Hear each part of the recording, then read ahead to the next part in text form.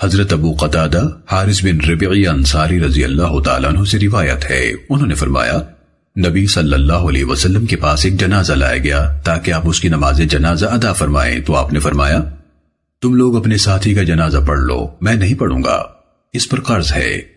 حضرت ابو قتادہ رضی اللہ تعالیٰ عنہ نے عرض کیا میں اس کی ذمہ داری اٹھاتا ہوں۔ نبی صلی اللہ علیہ وسلم نے فرمایا ذمہ داری پوری کرو گے؟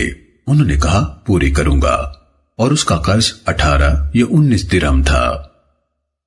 سننے ابن ماجہ حدیث نمبر 2407۔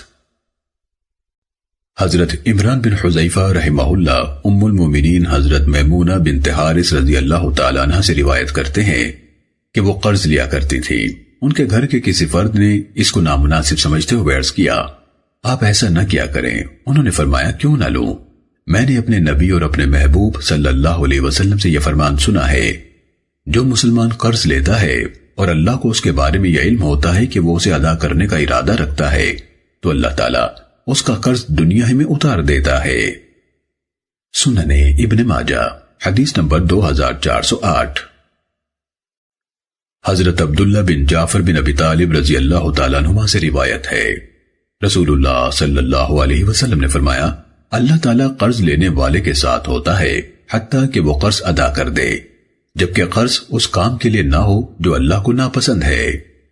حضرت عبداللہ بن جعفر رضی اللہ تعالیٰ عنہ اپنے خازن سے کہا کرتے تھے جاؤ میرے لیے قرض لے آؤ۔ رسول اللہ صلی اللہ علیہ وسلم کا یہ فرمان سننے کے بعد میں پسند نہیں کرتا کہ میں کوئی رات اس طرح گزاروں کہ اللہ میرے ساتھ نہ ہو۔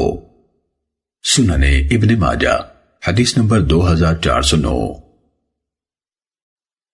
حضرت صہیب الخیر یعنی حضرت صہیب رومی رضی اللہ تعالیٰ عنہ سے روایت ہے رسول اللہ صلی اللہ علیہ وسلم نے فرمایا جو شخص قرض لیتا ہے اور اس کا پختہ ارادہ ہوتا ہے کہ اسے واپس نہیں کرے گا وہ اللہ کو چور بن کر ملے گا۔